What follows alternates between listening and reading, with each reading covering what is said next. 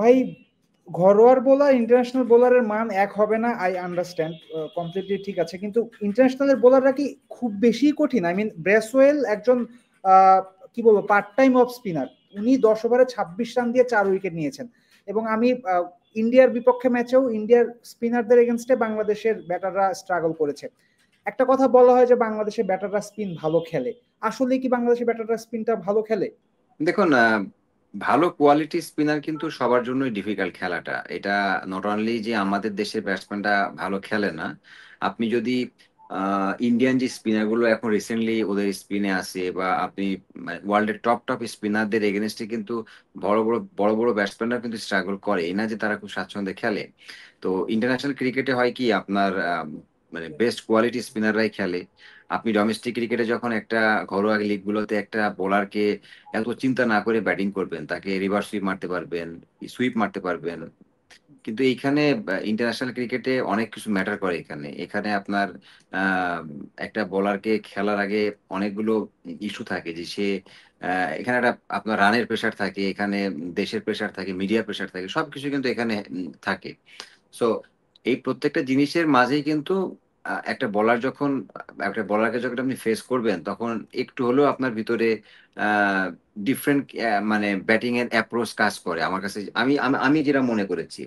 So ওই দিক থেকে আমি মনে হয় যে আমাদের ব্যাটসম্যানরা যেভাবে প্রতিনিয়ত স্পিন প্র্যাকটিস করে, স্পেশালি মিরপুরের মতো জায়গায়, তো মিরপুরের মতো জায়গায় আপনি আমাদের বাংলাদেশের বেস্ট বেস্ট স্পিনারদেরকে ব্যাটসম্যানরা ফেস করতেছে। তো এই স্পিনারদেরকে ফেস করে যখন সাকসেস হয়, ইন্টারন্যাশনাল লিগে ইন্টারন্যাশনাল লিগে স্ট্রাগল করে, দ্যাট মিনস হচ্ছে, আমার কাছে মনে হয় যে মেন্টালি একটা আমরা পিছাই থাকি, মেন্টালি একটা প্রবলেমে থাকি। এই জন্যই হয়তো আমরা খেলতে পারতেছি না।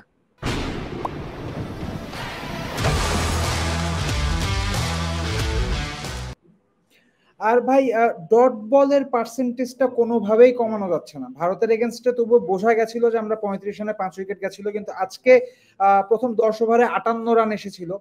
এরপরও ডট বল অনেক বেশি ছিল। হৃদয় 23টা 24টা বল খেলে 6 রান 7 রান করেছেন। মাহমুদুল্লাহ রিয়াদেরও অনেক বেশি ডট ছিল, এবং ডট হতে হতেই কিন্তু প্রেসারে পড়ে ভুল শট খেলে আউটটা হচ্ছে। এক একটা ডট যে অনেক বেশি সর্বনাশ ডেকে আনে, এসব নিয়ে নিশ্চয়ই জাতীয় দলে কথাবার্তা হয়, বা ব্যাটারদের এই যে ডট নিয়ে কি ধরনের ডিরেকশন দেয়া হয়, এটা সমাধান হচ্ছে না কেন? না, ইন্টারন্যাশনাল ক্রিকেটে আপনি যদি সাকসেসফুলি ব্যাটিং করতে হয়, এটা আপনাকে সিঙ্গেলস সবসময় চালু রাখতে হবে, অন রাখতে হবে। সিঙ্গেলস অন না করলে আপনি প্রত্যেকটা বলে বাউন্ডারি আনতে পারবেন না, এটা ভেরি ডিফিকাল্ট। কারণ ইন্টারন্যাশনাল বলার ইন্টারন্যাশনাল স্ট্যান্ডার্ডেরই হয়, তারা চেষ্টা করে যাতে যতটা সম্ভব বাউন্ডারি না দেওয়া। সো বাউন্ডারি আপনি আপনি যদি দিন শেষে ক্যালকুলেট করেন, দেখা যাচ্ছে একটার ম্যাচে 50 ওভারে খেলাতে হয়তো ম্যাক্সিমাম 20টা বাউন্ডারি হয়, 6 বা 4 মিলে। আর বাকি কিন্তু 280 বল কিন্তু আপনাকে খেলতে হয় হচ্ছে আইদার ডট বা সিঙ্গেলস বা ডাবলস, এইগুলোর দিক থেকে। তো যে যত বেশি সিঙ্গেলস নিতে পারবে, যে যত বেশি সিঙ্গেলস এর প্রতি আপনার ফোকাস রাখতে পারবে, সিঙ্গেলস বের করার অ্যাবিলিটি থাকবে, সেই টিমই বেশি সাকসেস হয়। আমার মনে হয় আমরা এই জায়গাতে পিছিয়ে যাচ্ছি। আমরা সবাই সিঙ্গেলসটা আটকায় যখন যাচ্ছে, তখনই বড় শটস খেলতে যাচ্ছে। হয়তোবা অনেক সময় সাকসেস হচ্ছে, অনেক সময় সাকসেস হচ্ছে না, ও আউট হয়ে চলে আসতেছে।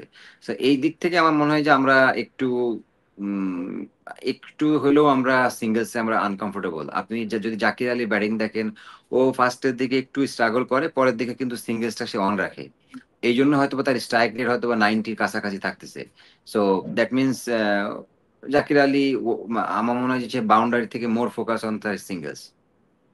আরেকটা কথা হচ্ছে যে বাউন্ডারি লাইনে 2 ম্যাচেই বাংলাদেশের ব্যাটাররা বাউন্ডারি লাইনে ধরা পড়েছেন। বাউন্ডারি ক্লিয়ার হচ্ছে না, কিন্তু বিপিএল এ আবার দেখা যাচ্ছিল যে বাউন্ডারিটা বেশ ছোট ছিল। চ্যাম্পিয়ন্স ট্রফিতে যেগুলো ক্যাচ হচ্ছে, বিপিএল এ সেগুলো ছক্কা হয়ে গেছিল। এই বাউন্ডারির সাইজের ছোট বড়, এটা কি খুব বেশি মানে তফাৎ রাখছে, পার্থক্য রাখছে বলে আপনার মনে হয়?